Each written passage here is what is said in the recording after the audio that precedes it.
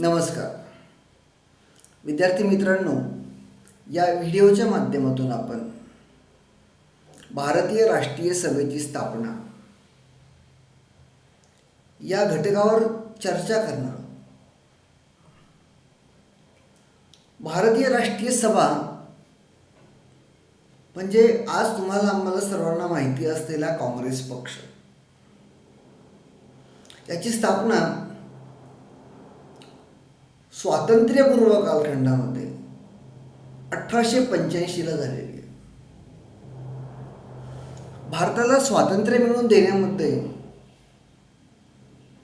या राष्ट्रीय सभेचा अतिशय मोलाचा वाटा आहे, महत्त्वपूर्ण सहभाग आहे.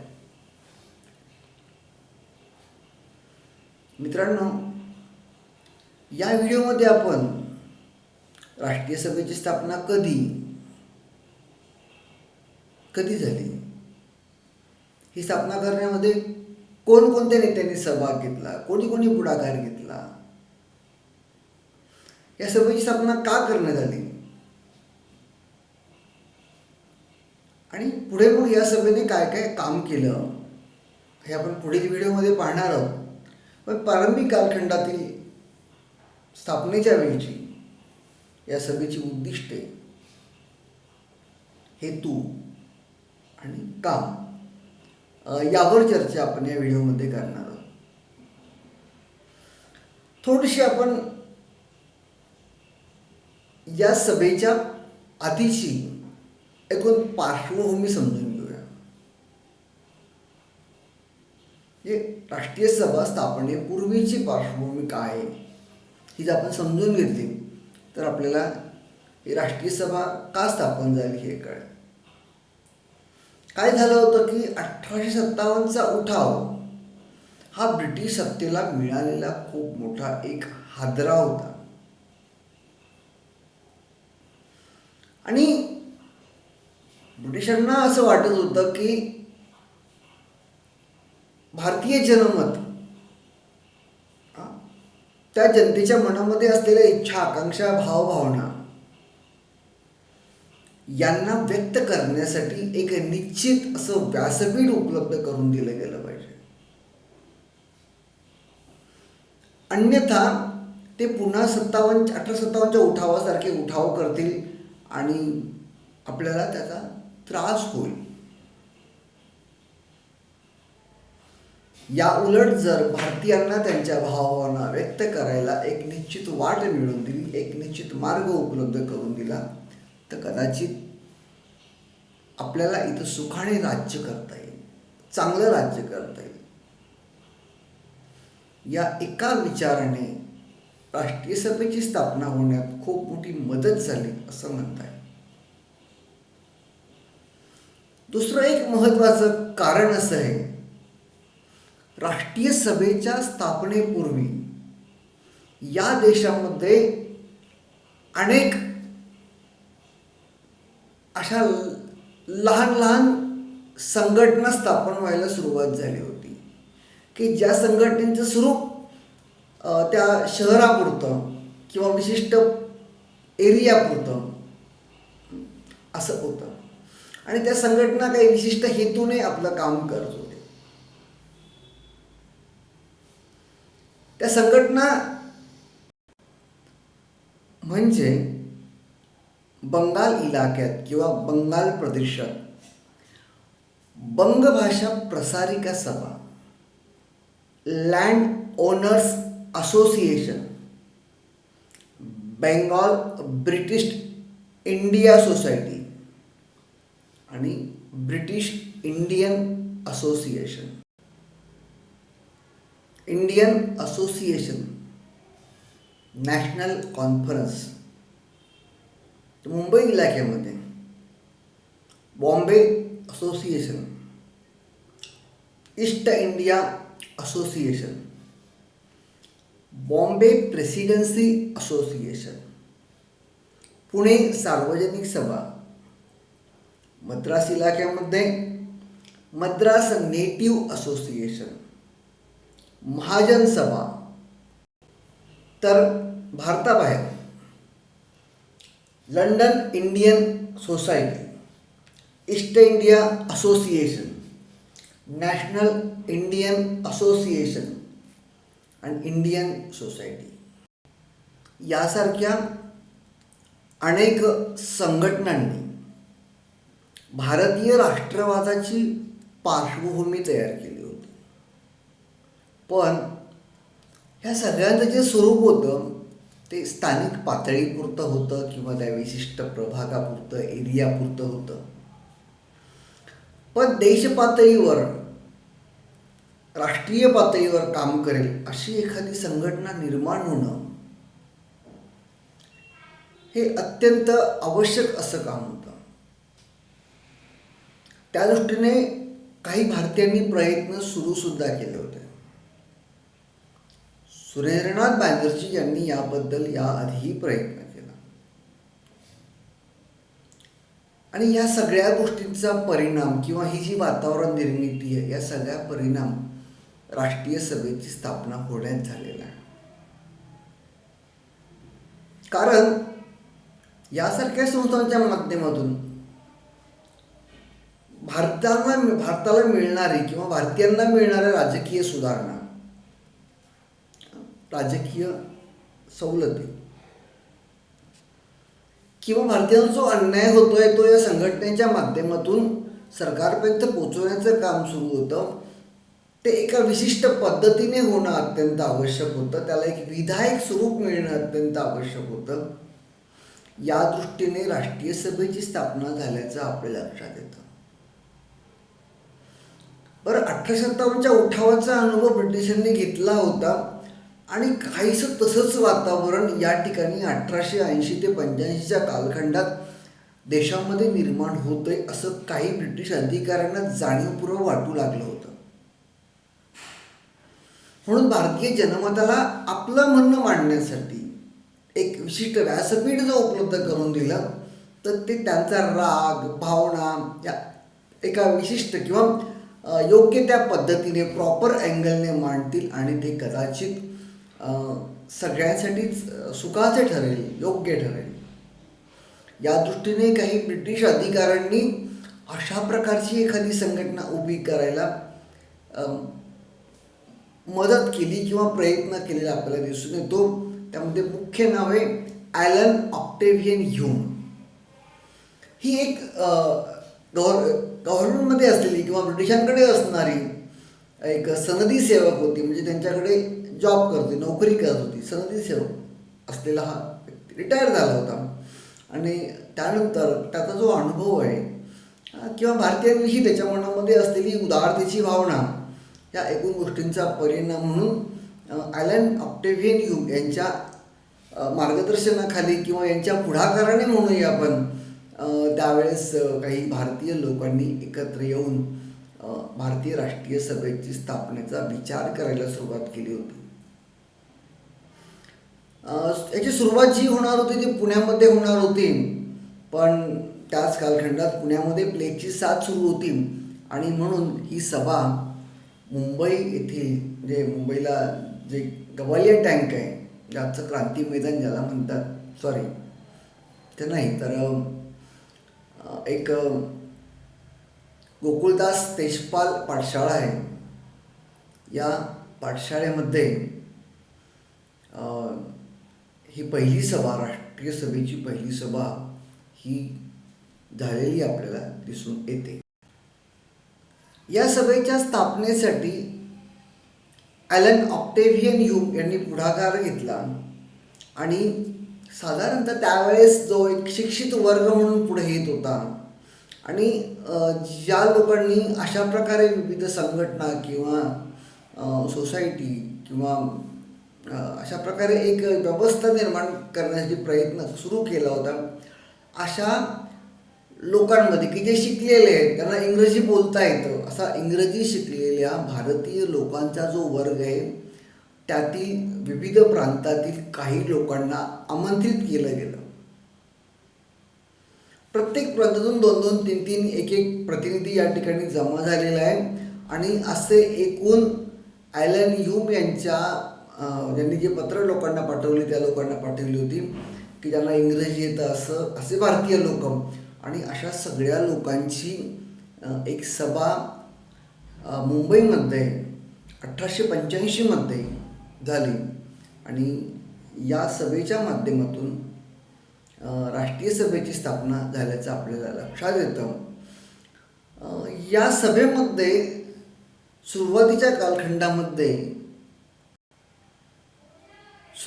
काळात व्यमेशचंद्र बॅनर्जी,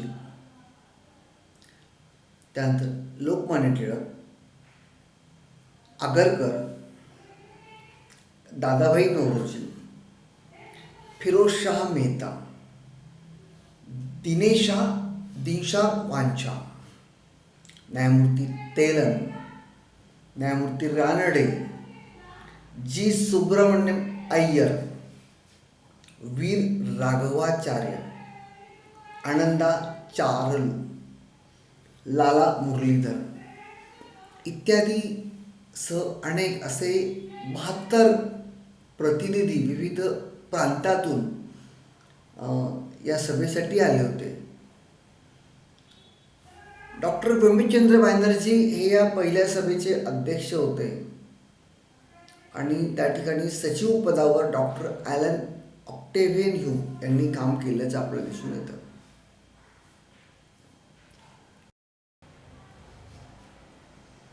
या कालखंडात राष्ट्रीय सभेचं कार्य हे अर्ज विनंत्या या स्वरूपात आपल्याला दिसून येतं. लोकांच्या समस्या, लोकांच्या भावना, त्याच्या अडचणी हे सरकारपर्यंत पोहोचवणं आणि सरकारचं जे म्हणणं आहे किंवा त्यावरचं जो उत्तर आहे ते लोकांपर्यंत पोहोचवणं, अशा स्वरूपाचं ज्याला अर्ज विनंत्यांच्या रूपात सरकारकडे लोकांच्या समस्यांचा पाठपुरावा करणे, हे काम प्राथमिक स्तरावर राष्ट्रीय सभेचं आपल्याला या ठिकाणी प्रारंभिक कालखंडात असल्याचं दिसून येतं. यालाच दुसऱ्या शब्दात मवाळ धोरण असं म्हटलं जातं किंवा याला अजून एक शब्द नेमस्थांचं राजकारण असं म्हटलं जातं.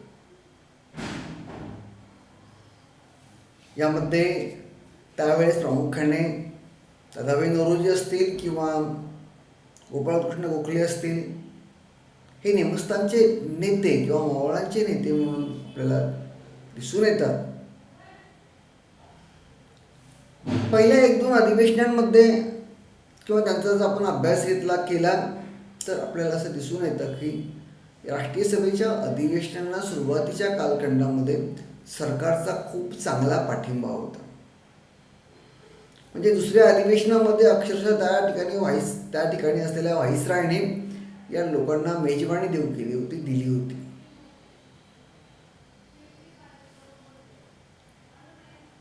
आता सरकारने पाठिंबा देण्याचं कारण काय आहे, तर या माध्यमातून भारतीयांच्या आत जी एक भावना आहे किंवा जो एक क्रोध आहे, जो एक संताप आहे आपल्याविषयीचा, हा योग्य मार्गाने बाहेर पडेल, ही एक अपेक्षा, ही एक इच्छा ब्रिटिशांना होती.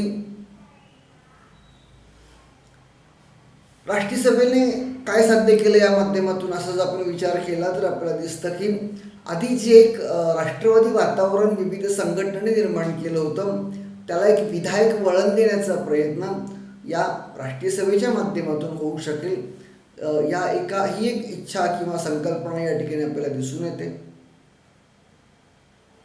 न्यायमूर्ती रानडेंनी याबद्दल फार सुंदर वक्तव्य केलंय. ते असं म्हणतात की ही जी स्मरणपत्रे आहे किंवा ही जी अर्ज विनंती आहेत, ही जरी सरकारला पाठवली असेल, दिलेली असतील, तरी ती खऱ्या अर्थाने सरकारसाठी नाहीत, ती लोकांनाच उद्देशून आहेत.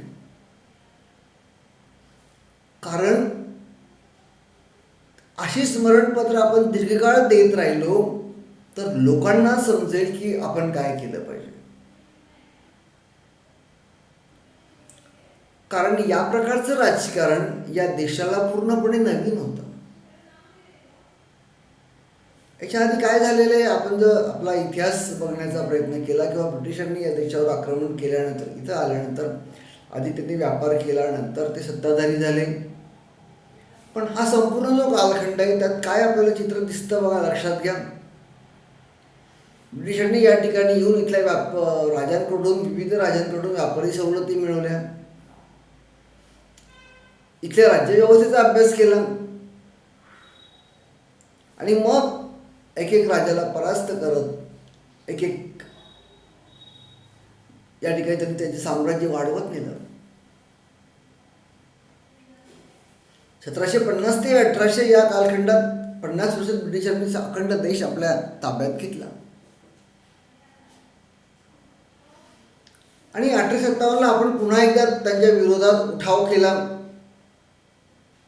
या सगळ्या गोष्टी बघितल्यानंतर आपल्याला एक गोष्ट समजते की आपण युद्धाच्या माध्यमातून त्यांना पराभूत करण्याचा प्रयत्न केला, पण 57च्या उठावाने काही गोष्टी भारतीयांना कळून चुकल्या होत्या आणि त्यातली एक महत्त्वाची गोष्ट अशी होती ती म्हणजे आपण ब्रिटिशांना रणांगणावर हरवू शकत नाहीत, आपल्याला काहीतरी वेगळे मार्ग निवडावे लागतील, ही एक भावना 57च्या उठावाने भारतीयांमध्ये वाढीस लागल्याचं आपल्याला दिसून येतं. अनेक इतिहासकारांनी यावर आपलं मत मांडलेलं आपल्याला वाचनात येतं. आणि मग रानडेंनी या संपूर्ण घडामोडींबद्दल जे आता वक्तव्य केलं किंवा जे वर्णन केलं की या प्रकारचं हे जे राजकारण आहे राष्ट्रीय सभेच्या माध्यमातून आता होत आहे ते या देशाला पूर्णपणे नवीन आहे. याचा सराव होण्यासाठी किंवा यात रुळण्यासाठी अजून काही वर्ष भारतीयांना लागतील. तरीसुद्धा राष्ट्रीय सभेच्या प्रारंभिक कालखंडात पहिल्या अधिवेशनामध्ये या राष्ट्रीय सभेने सरकारकडे काही मागण्या केलेल्या आपल्याला दिसून येतात. आणि याशिवाय अजून एक महत्त्वाची गोष्ट म्हणजे आपल्या देशामध्ये जातीच्या नावाने, धर्माच्या नावाने प्रचंड विषमता होती. ही विषमता मिटवणं हे सुद्धा राष्ट्रीय सभेचं एक उद्दिष्ट आपल्याला दिसून येतं. विविध प्रकारची विषमता या ठिकाणी होती. या विषमतेला संपवावं तर कदाचित आपलं काम सोपं होईल. अनेक अनिष्ट चालीरीती, प्रथा, परंपरा या देशामध्ये होत्या, त्यांचा बिमोड करता येईल या एका उद्दिष्टाने राष्ट्रीय सभेची स्थापना झाल्याचं आपल्या लक्षात येतं. अशा अनेक गोष्टी साध्य करण्याच्या उद्देशाने राष्ट्रीय सभा स्थापन झाली असं आपण म्हणू शकतो. आता आपण पहिल्या मुद्द्यावर येऊया की नेमकं राष्ट्रीय सभेने पहिल्या अधिवेशनामध्ये ब्रिटिशांकडे कोणत्या मागण्या केल्या होत्या किंवा काय ठराव मंजूर करून घेतला होता राष्ट्रीय सभेने, तो आपण समजून घेऊया.